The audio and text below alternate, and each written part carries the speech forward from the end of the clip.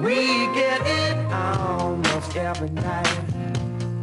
When that moon is big and bright, it's a supernatural delight. Everybody's dancing in the moonlight.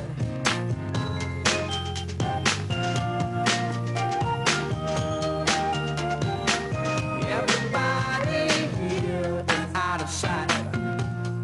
They don't bark and they don't bite. They keep their clues to keep it tight. Everybody's dancing. Puntualissimo anche per quest'oggi è arrivato l'appuntamento con Chiacchiere e Caffè. Buongiorno a tutti quanti. Come sempre in apertura vi ricordo il nostro indirizzo mail chiacchierecaffè@telechiara.it e soprattutto veniteci a trovare sulla nostra pagina Facebook, dove è obbligatorio cliccare Chiacchiere Caffè mi piace. Quest'oggi parleremo di un progetto molto importante, il progetto Tatan. Lo faremo insieme ai miei graditissimi ospiti, quindi con molto piacere do il benvenuto a Remo Sernagiotto, assessore ai servizi sociali della Regione Veneto. Buongiorno assessore. Buongiorno a lei, buongiorno ai telespettatori. E a Piergiacomo Cirella, responsabile progetto Tatan per Arteven, circuito teatrale regionale. Buongiorno dottor Cirella. Buongiorno a lei e ai suoi telespettatori. Grazie. Allora, prima di iniziare, prima di andare a scoprire che cos'è questo importante progetto, voi siete curiosi di sapere che tempo farà nei prossimi giorni? Certo che sì. E allora noi abbiamo in collegamento Marco Franceschini, il nostro uomo meteo. Buongiorno Marco. Buongiorno a tutti e buon pranzo, visto l'orario. Visto l'orario. Marco, allora andiamo subito al sodo. Che tempo ci aspetta? Vedi di darmi belle notizie, eh? Allora, questa volta ti do notizie positive perché sennò ti lamenti ogni volta. Allora, cominciamo con la giornata di domani. Il tempo sarà brutto, ma non aver paura, sarà solo una perturbazione in transito dalla mattina e interesserà anche parte del pomeriggio. Ci saranno anche delle piogge moderate, soprattutto sulle zone montuose, ove cadrà la neve anche fino ai 1200 metri, localmente più in basso in occasione di rovesci temporaleschi. Poi nel corso del pomeriggio inizieranno le prime schiarite da ovest e queste schiarite ci condurranno a un 25 aprile di tempo tranquillo con qualche nube in transito, però con assenza di precipitazioni. Non farà eccessivamente caldo, però abbiamo una buona notizia per chi ha intenzione di programmare qualcosa nella seconda parte, diciamo, del ponte del 25 aprile, quindi in vista del prossimo fine settimana. Arriverà l'alta pressione e presupponiamo una fase di tempo bello con temperature calde nel prossimo weekend fino a 26-27 gradi sulle zone pianeggianti, quindi qualche assaggio al mare potrebbe essere possiamo già farlo, appunto. Marco, grazie infinite, quest'oggi ci hai davvero rallegrato la giornata. Ricordiamo poi l'appuntamento con le tue previsioni ogni giorno a che ora? Alle 19:25. Ovviamente su Telechiara. Telechiara. Marco, grazie infinite e buon pranzo a te allora. Un saluto a voi tutti, arrivederci. Grazie, arrivederci. Allora, abbiamo visto fortunatamente che il tempo sarà benigno, quindi adesso direi di addentrarci all'argomento di quest'oggi, ovvero il progetto Tatan. Idea alla base del progetto, io proprio vorrei partire da questa per capirlo, è che tutti gli esseri umani nascono liberi ed eguali in dignità e diritti. Direi Sì. Un punto di partenza bello tosto, ecco, bello lo stiamo anche vedendo in grafica. Come mai la scelta di una frase così importante? Guardi, io faccio l'assessore da 2 anni e perciò il mio primo bilancio è stato quello del 2011, perché quello del 2010 l'ho trovato perché siamo entrati a giugno. E in un tempo così di vacche, come si dice, magre, magrissime, i progetti che io ho scelto, ne ho scelti solo 2, dovevano avere soprattutto un percorso culturale e lasciare nel tempo qualcosa a questi ragazzi in questo caso. E il progetto di Art Veneta è un progetto interessantissimo, è l'integrazione della disabilità nei primi anni di scuola. Nei primi anni di scuola è molto difficile, i bambini sono vivaci, sono giovani, decisamente non è facile fare un ragionamento come quando una persona è più adulta e ha una sua maturazione ormai compiuta. E lì questo progetto dove i ragazzi, vivendo seduti in un'aula e parlano con gli insegnanti, rispondono all'azione didattica dell'insegnante, qui invece è una cosa completamente diversa. è il teatro, è il parlarsi anche con i gesti, con i segni, con la mimica, e perciò i ragazzi cosiddetti normali, insieme a questi ragazzi che portano delle disabilità, è importantissimo perché lì comprendono che quel ragazzo è un ragazzo come loro, è un ragazzo che ha qualche abilità in meno, ma è un ragazzo come loro, e perciò il stare vicini in modo, diciamo, diverso da quello ordinato dell'aula, stare insieme magari seduti per terra in uno spazio un po' più Ecco grande. qui che stiamo proprio vedendo Sì, eccoli qua. delle immagini Cioè a questo riguardo. lo ritenevamo molto importante, l'esperienza che abbiamo fatto quest'anno, ma era un'esperienza che già si faceva prima, è un'esperienza molto importante.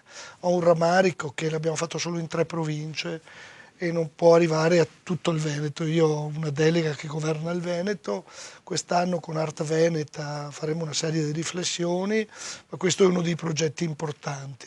Quei ragazzi poi ritornano nell'aula e quel ragazzo vicino a loro, che magari fin prima era un ragazzo solo che speravano che stesse lì, che non si muovesse, che non partecipasse, è un ragazzo diverso, è un ragazzo invece che loro hanno conosciuto in un momento diverso e particolare, e questa è l'integrazione vera e questa è la crescita. Vale tanto per quel ragazzo disabile, vale molto di più per i ragazzi abili, cioè loro crescono di più dei ragazzi disabili, e noi mettiamo insieme questo momento per far crescere tutte e due, ma abbiamo scoperto che cresce di più il ragazzo che per noi è un ragazzo normale rispetto al disabile. È una crescita culturale importante.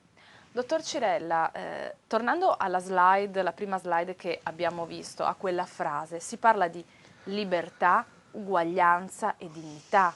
Cioè, sono veramente 3 concetti importanti, quindi un progetto di grandissima crescita culturale per riallacciarsi a quello che diceva l'assessore.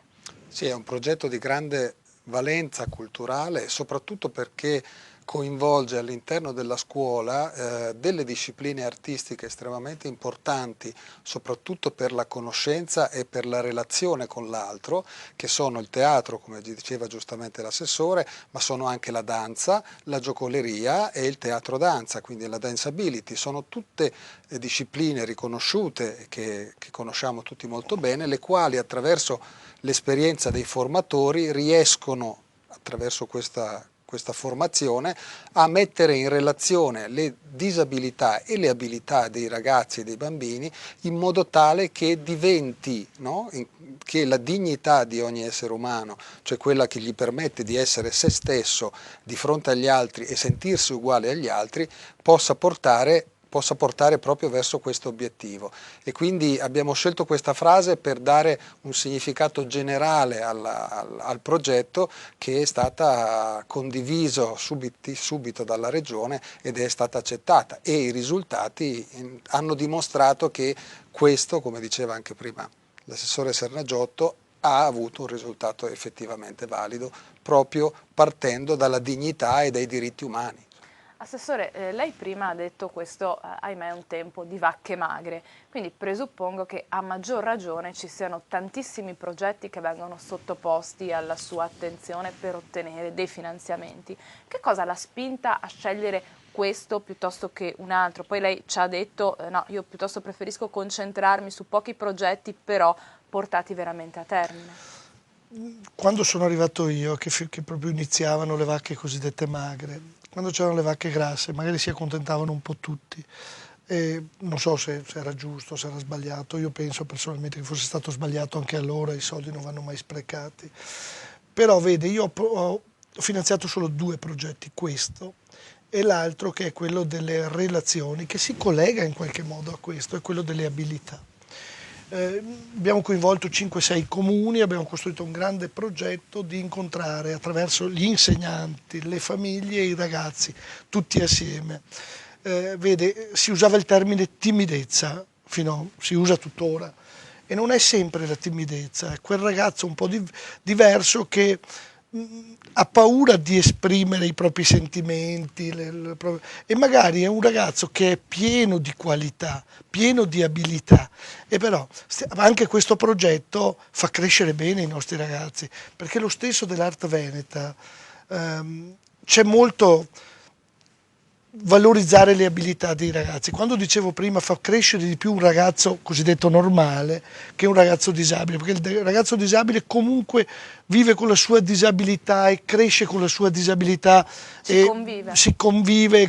Il ragazzo normale qualche volta diciamo che non ha una disabilità, invece magari ce l'ha perché nasconde tutte le sue abilità. E allora la sfida Art Veneta e il progetto Relazioni Abilità hanno lo stesso percorso.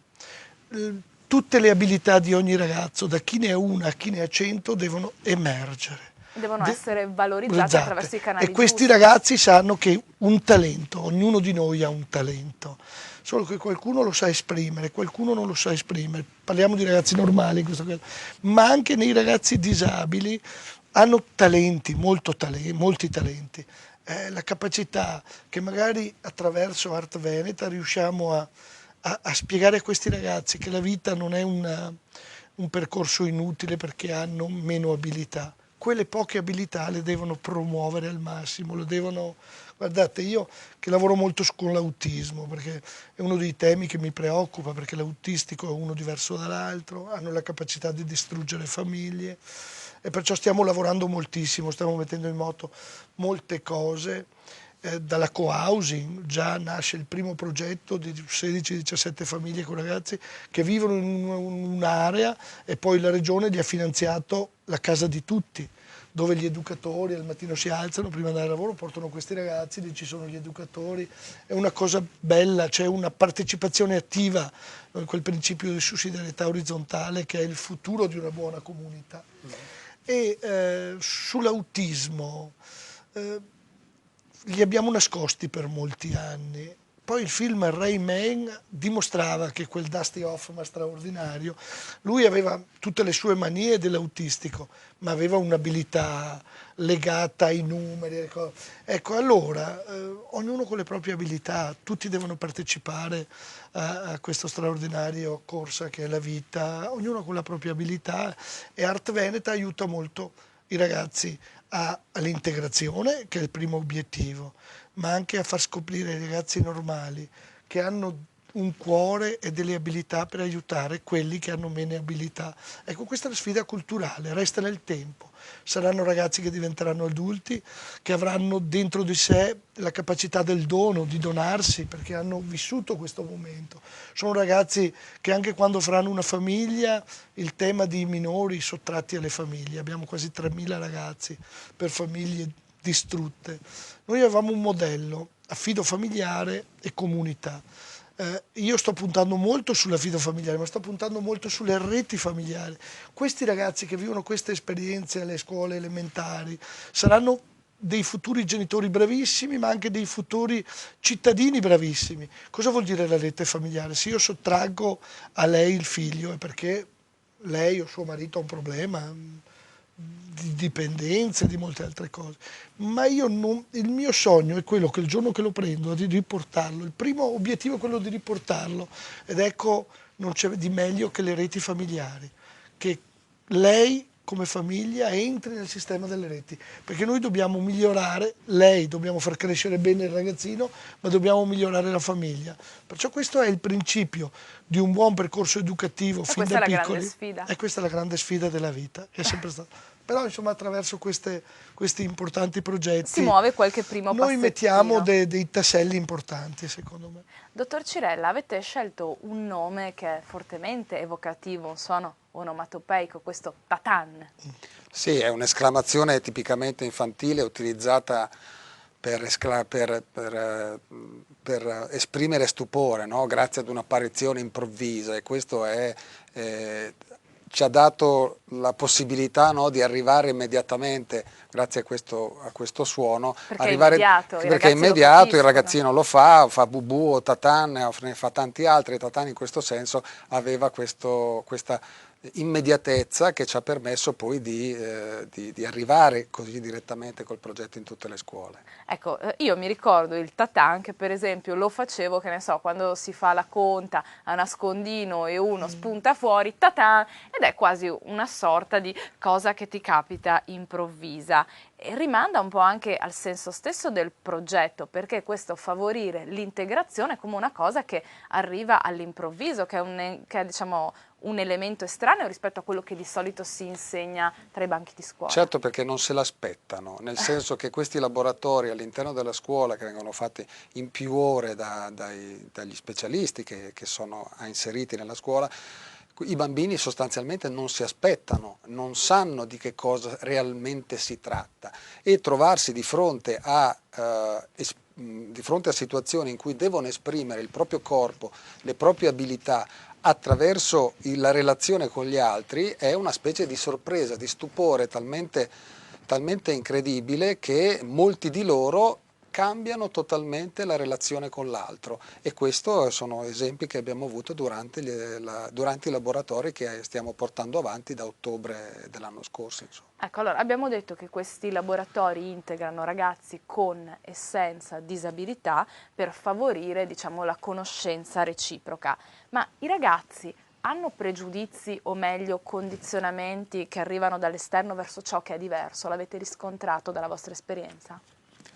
Faccio rispondere lui, Ma, quanto riguarda, poi io rispondo per quanto diciamo riguarda che, l'assessorato. sì, diciamo che col corpo insegnante abbiamo valutato e abbiamo verificato che i bambini nascono senza pregiudizi sostanzialmente, questo lo sappiamo benissimo, e quindi li prendono un po' alla volta frequentando, diciamo, il mondo adulto.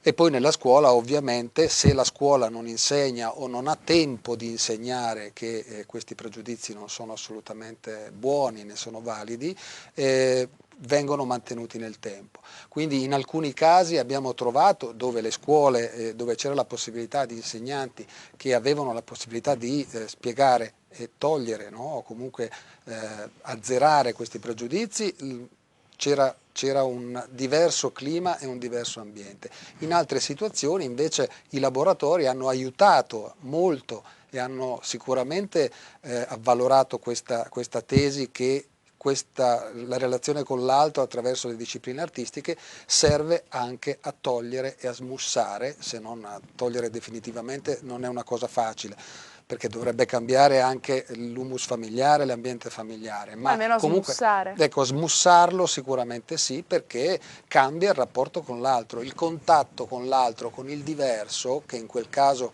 è una fonte anche di pregiudizio, serve e se è servito a rendere le cose in maniera diversa. E il bambino labile, diciamo più per labile, come diceva giustamente l'assessore prima, è più per labile che molte volte serve questo tipo di lavoro. Assessore, è d'accordo anche lei Sono con molto questo? d'accordo, perché vede, noi non abbiamo la presunzione di cambiare il mondo.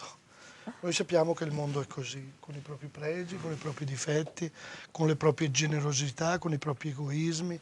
Tutto questo è il mondo. In una classe che rappresenta un mondo ci sono genitori di un certo tipo, figli di un certo tipo, cioè tutto quello che è le nostre debolezze di essere umani. La buona politica è quella che entra in questo sistema, che non vuole sconvolgere, che non vuole cambiare completamente, che non vuole nulla di tutto questo, ma vuole spiegare che ci sono vie, sia per quelli che ce l'hanno già nel cuore e che hanno la generosità, il senso del dono, sia per chi la natura che è meno predisposto. Ecco, questo aiuta a far riflettere quello meno predisposto, perché se abbiamo la presunzione di cambiare il mondo Resteremo delusi. resteremo delusi, ma invece noi abbiamo questa presunzione. Quando vediamo che su 25 famiglie rappresentate da questi bambini, magari 23 quelli che noi chiamiamo normali e 2 con una loro disabilità, ognuno di questi vive le sensibilità. Guardi, io vi faccio un esempio. Ci sono genitori che accettano la disabilità come una cosa meravigliosa, un dono di Dio, altri che si sentono puniti da Dio e sono uno giusto e uno sbagliato, no. Sono 2 persone che reagiscono in modo diverso e che la buona politica, la buona formazione delle persone, in questo caso di Arte Veneta, tentano non a cambiare ma a migliorare, a far comprendere a tutti che ognuno di noi abbiamo un nostro percorso e sono tutti belli questi percorsi. Non dobbiamo né punirsi perché ci è capitato qualcosa, né sentirsi privilegiati perché capitano le 2 cose. E invece noi vogliamo portare tutto alla normalità. Ed ecco la scelta di promuovere molto i bambini normali nei rapporti, perché poi quei ragazzini vanno a casa e raccontano ai loro genitori e non sappiamo se quei genitori hanno il dono del dono oppure hanno il dono dell'egoismo, sono sempre doni, però crediamo che quei ragazzini aiutino anche le famiglie. L'obiettivo è aiutare molto la famiglia, perciò le reti familiari e i percorsi di questo tipo aiutano molto le famiglie. Ecco quindi che il ragazzino quando torna a casa esso stesso può insegnare qualcosa al suo genitore in virtù dell'esperienza che ha vissuto a scuola. Sì, questo succede molte volte, ma succede anche all'interno dei laboratori, perché ogni laboratorio ha una sua restituzione alla fine dello stesso, dove vengono invitati non solo gli insegnanti della scuola che partecipa, ma anche i genitori stessi, per cui hanno modo di verificare i genitori non solo quello che il bambino nel frattempo durante il corso del laboratorio ha portato a casa e ha di migliorativo, ma anche e soprattutto alla fine della storia del laboratorio, di vedere con i loro occhi come in realtà questa dignità, questa uguaglianza, questo rapporto, questa relazione e questo miglioramento è venuto a verificarsi sostanzialmente. Quindi diciamo, non è solo per un bambino una conquista, ma è anche per una famiglia che partecipa a questo. Abbiamo ancora tantissime altre una cose cosa da su dire. Questa. Prego. Io ho partecipato solo ad un incontro perché ho molte cose da fare. Lì c'era una serie di genitori, 5-6 genitori su 30 bambini. Ecco, quelli sono genitori che solitamente sono quelli che definiamo genitori attivi, che col figlio vivono la dimensione. A noi ci interessano molto gli altri. Genitori passivi.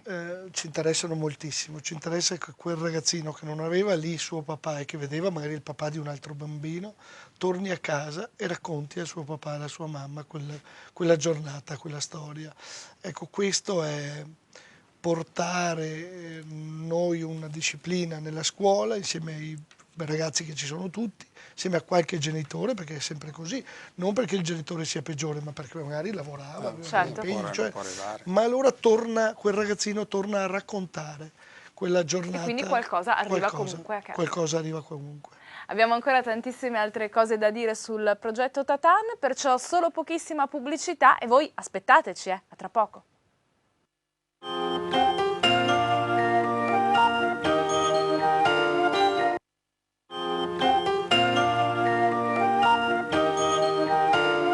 Ben ritornati nel salotto di Chiacchiere e Caffè. Quest'oggi stiamo parlando del progetto Tatan, lo stiamo facendo insieme ai miei ospiti, l'assessore ai servizi sociali della Regione Veneto Remo Sernagiotto e Pier Giacomo Cirella, responsabile progetto Tatan per Arteven, circuito teatrale regionale.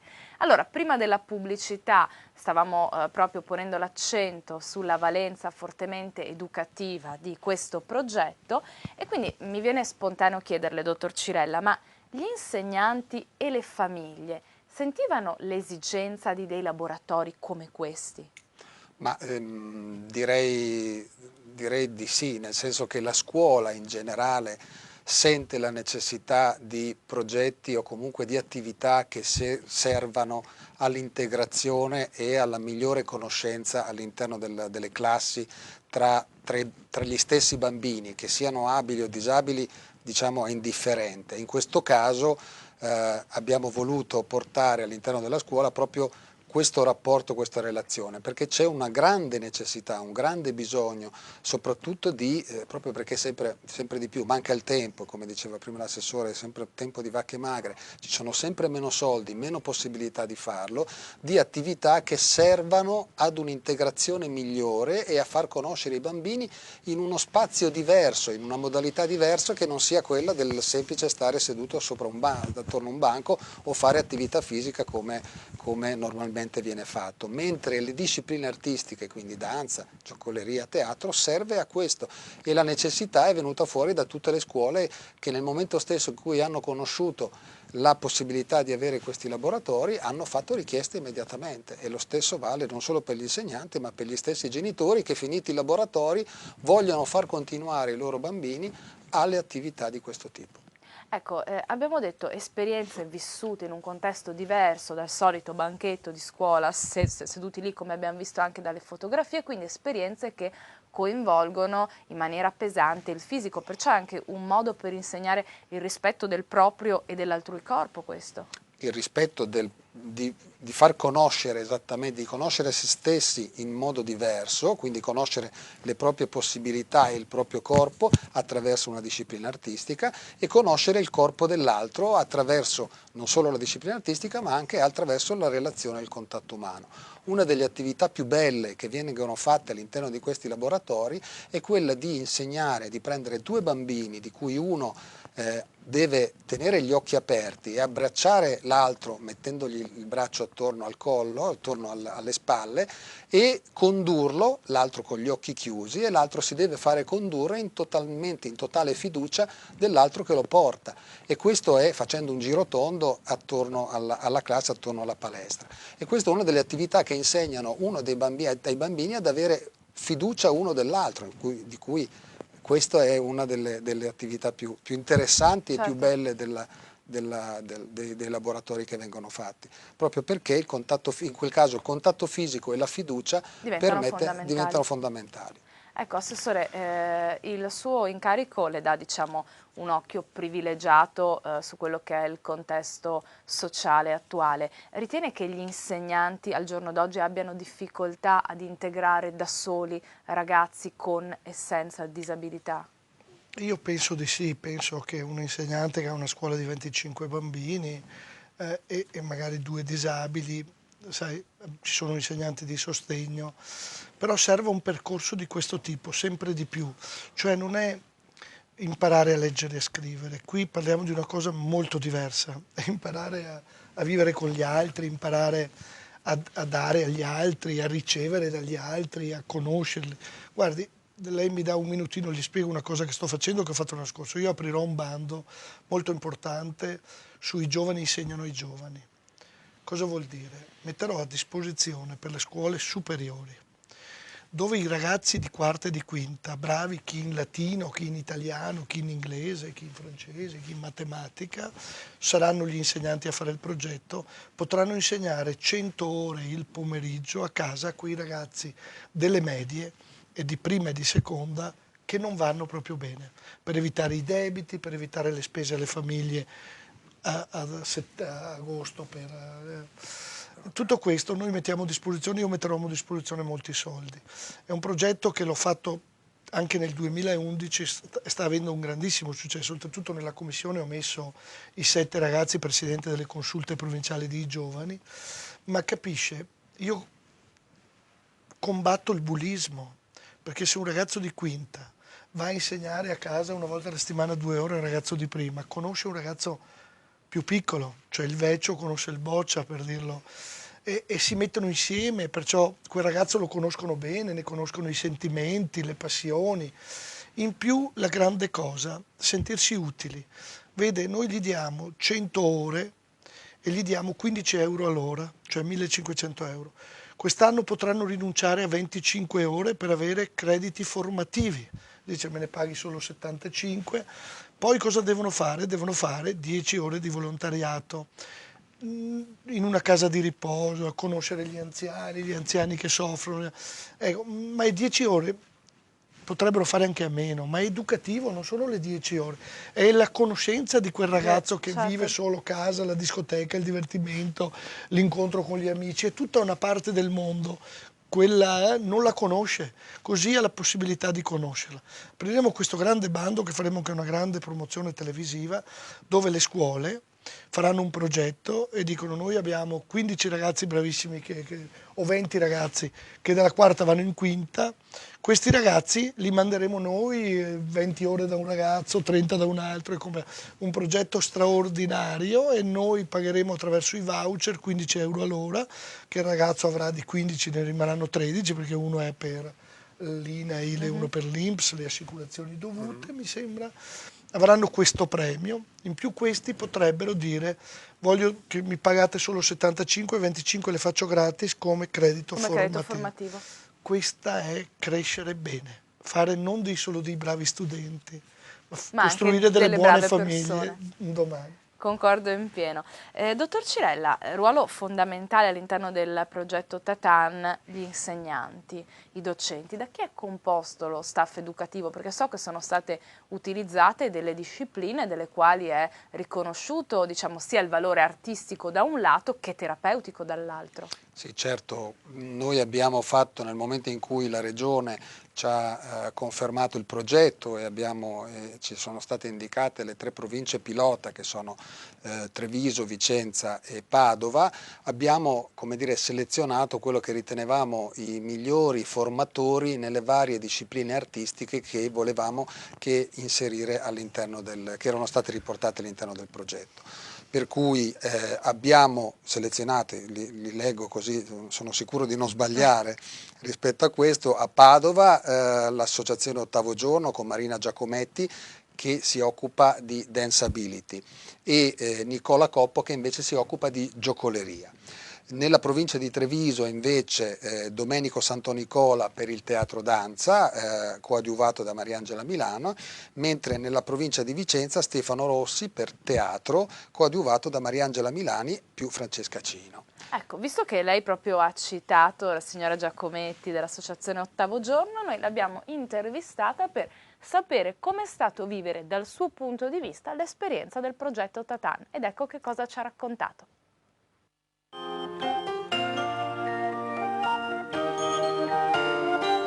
Per capire meglio il progetto Tatan abbiamo invitato uno degli educatori coinvolti in questa esperienza, quindi do il benvenuto a Marina Giacometti dell'Associazione Ottavo Giorno. Buongiorno Marina. Buongiorno. Lei è educatore in Dance Ability. Innanzitutto, Sì. cos'è la Dance Ability? Allora, io sono una insegnante di danza e mi sono formata in Dance Ability, che è una tecnica che si rivolge a persone abili e disabili, cioè proprio pensata per unire nella danza abilità differenti. È stata pensata soprattutto per un'utenza adulta e per questo progetto Tatan diciamo che applichiamo anche questa tecnica per lavorare con i bambini e quindi per trovare un modo di farli incontrare attraverso il movimento e quindi di farli comunicare tra di loro in una forma non verbale, in modo che possano riscoprire delle cose che magari si stanno perdendo per strada, no? Perché al giorno d'oggi i bambini sempre di più vediamo che hanno bisogno di ritrovare un po' se stessi, proprio. Lei mi diceva che i bambini sono quelli più puri perché non sono condizionati da modelli proposti. Sì, però vediamo anche che già al giorno d'oggi, insomma, questa purezza o diciamo così, questa spontaneità Sta andando un po' perduta. si perde facilmente perché sono veramente bombardati da tantissime cose, informazioni e quindi questo modo di farli incontrare attraverso la danza o comunque il movimento, l'espressività del corpo, gli aiuta a ritrovare se stessi innanzitutto e poi a ritrovare gli altri, cioè a incontrare gli altri bambini che stanno con loro in una forma semplice, cioè la più semplice possibile, perché è quella proprio dell'incontro dei corpi, che sarebbe la base. Ecco, quindi il lavoro principale è proprio quello di favorire un incontro diverso e lo portiamo proprio nelle scuole perché ce n'è bisogno, perché vediamo che sì, che i bambini magari hanno difficoltà, ci sono tanti modi, sì, tanti casi insomma di bambini che possono avere difficoltà di inserimento per vari motivi, no? La tecnica che utilizziamo è pensata per la disabilità, però si applica benissimo a situazioni anche così di difficoltà sociale o appunto di problemi di comunicazione, anche per il semplice fatto di una lingua diversa, no? Di bambini che vengono da altri paesi. Per cui questo modo di farli stare insieme in un modo diverso favorisce proprio un modo di conoscersi meglio. Ecco, dal suo punto di vista il progetto Tatan, proprio questo unire ragazzi abili e disabili? È meritevole? È stato ben costruito? Sì, direi che ce n'è bisogno tantissimo, per cui è assolutamente meritevole che venga portato avanti, venga quindi. portato avanti, che venga proposto anche in questo caso in un progetto così grande, insomma, a livello E i regionale. ragazzi come hanno risposto? Ma i ragazzi bene, sempre all'inizio c'è un po' di perplessità, soprattutto i bambini un po' più grandi, perché così quando si sentono parlare lavoro sulla danza, soprattutto i maschi pensano che sia qualcosa che non può riguardarli. E poi invece scoprono veramente, si divertono fondamentalmente, ma soprattutto quello che ho notato, scoprono un modo di stare insieme diverso, nella tranquillità, nell'armonia, cioè quello che cerchiamo di creare è un'atmosfera proprio armoniosa, tranquilla. Utilizziamo la musica, però non ci sono mediazioni, cioè i corpi si devono incontrare anche attraverso il contatto fisico, per cui non c'è altro che Nessun filtro. nessun filtro. E questa cosa è una cosa che a loro manca, perché ho sentito veramente anche delle osservazioni da parte loro, quando chiediamo magari alla fine di un percorso Com'è stato? com'è stato, e ti dicono armonioso, naturale, questa parola naturale per È esempio. un termine ricorrente. Sì, l'hanno tirato fuori spesso, e quindi questa cosa di fare qualcosa di molto semplice che però Ha un grandissimo significato. evidentemente non riescono più A tirar a fuori. ritirar fuori, no? Grazie infinite a Marina Giacometti e noi torniamo in studio.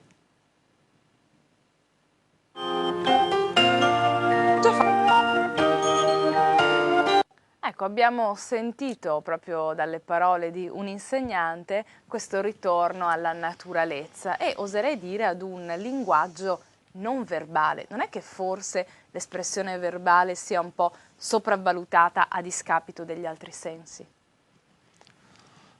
Direi che nella scuola sostanzialmente l'espressione verbale è fondamentale, quindi è impossibile farne senza, ma la conoscenza e in questo caso l'attività di approfondimento anche di laboratori fatti con conoscenza non verbale, quindi attraverso l'utilizzo di pratiche di utilizzo del corpo, in questo caso di giocoleria, ma anche di teatro, dove la parola è anche utilizzata, dà la possibilità di capire come anche attraverso il silenzio e attraverso la gestualità si possa comunicare veramente un mondo di cose e un mondo interiore che ognuno di noi ha, insomma.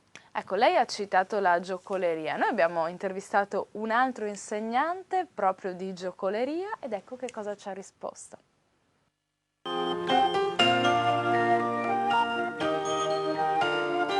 Per meglio capire le implicazioni e la valenza del progetto Tatan, siamo in compagnia di Nicola Coppo, docente di giocoleria.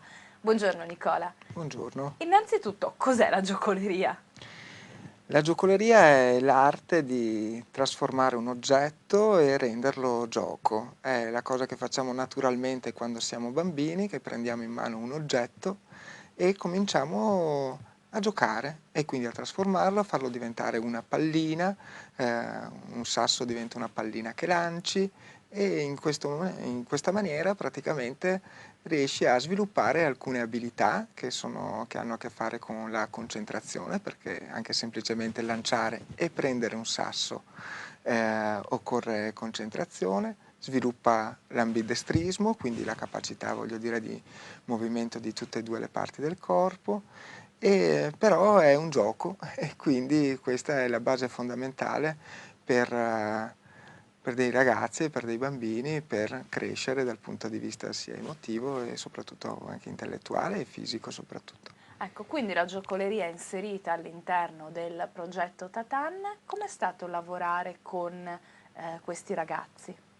Beh, è stato veramente bello, interessante e soprattutto perché abbiamo avuto la possibilità di entrare nelle scuole e nelle scuole una proposta di questo tipo, quindi di giocare, in qualche maniera scombina i piani e i programmi, diciamo così, degli insegnanti, ma in realtà va a rispondere anche a delle esigenze che hanno loro in primo luogo, cioè di vedere i ragazzi abili e disabili o ragazzi difficili sotto un altro aspetto e quindi riuscire a vedere le potenzialità che hanno, la capacità di essere presenti e di essere contenti di fare qualcosa di semplice al di fuori di quelli che possono essere i programmi normali.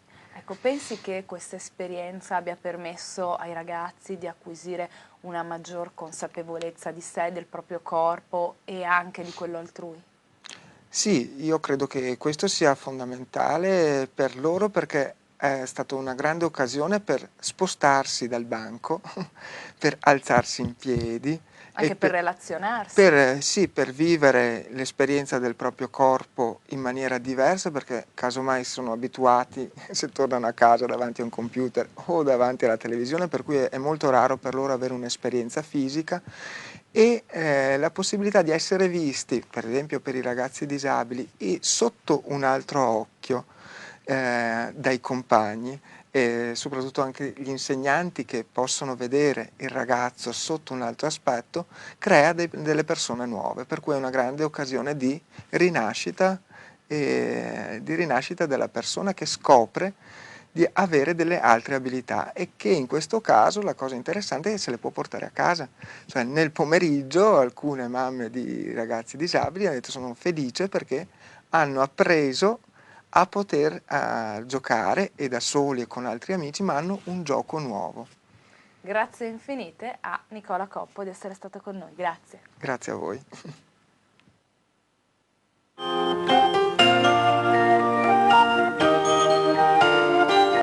Ecco, noi in studio stavamo commentando che questi due insegnanti hanno sostanzialmente confermato quello che noi abbiamo detto che erano gli intenti del progetto. Dottor Cirella, so che ci sarà una sorta di evento il 19 maggio, se non sbaglio, una sorta di restituzione alla cittadinanza di quello che è stato il progetto. Certo, il 19 maggio alle 14:30, siamo tutti invitati naturalmente, al Teatro Comunale Mario del Monaco di Treviso, faremo un evento restituzione con quattro piccoli spettacoli di Dance-ability, teatro danza, giocoleria e teatro di 4 scuole provenienti dalle 3 province interessate dal progetto pilota, che ricordo sono Padova, Treviso e Vicenza, e alcuni dei 32 comuni coinvolti e delle 40 scuole che abbiamo coinvolto all'interno del progetto per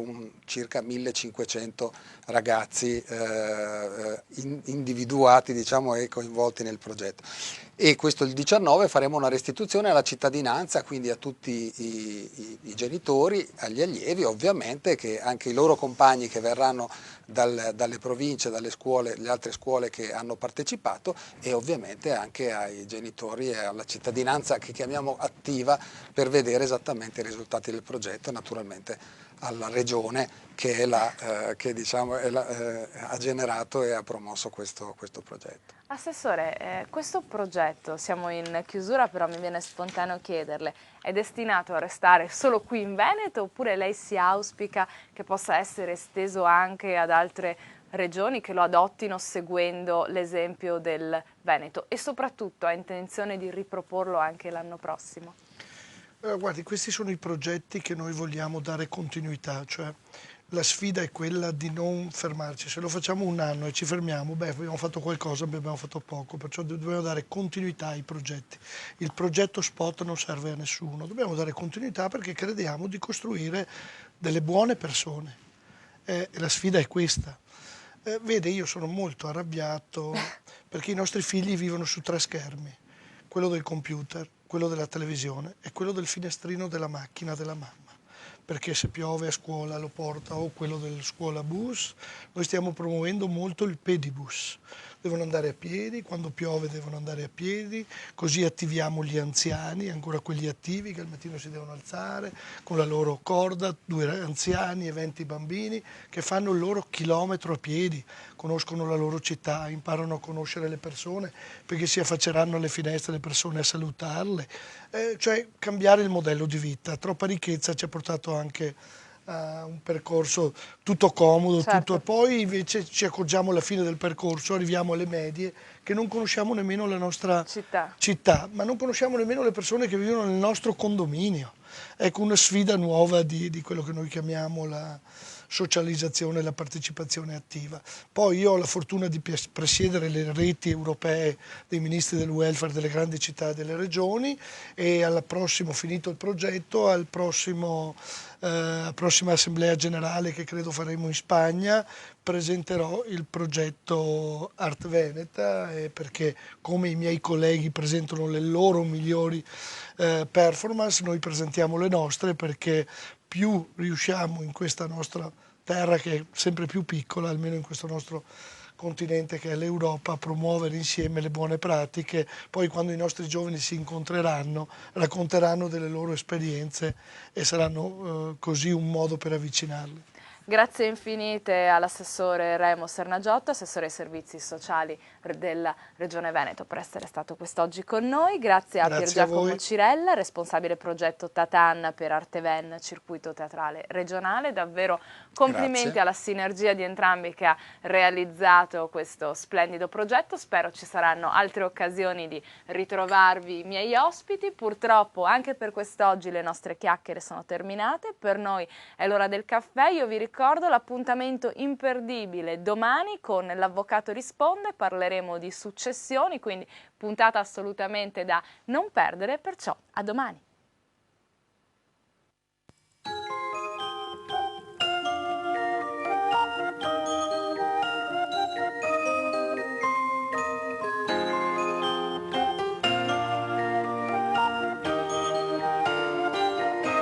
We get it almost every night.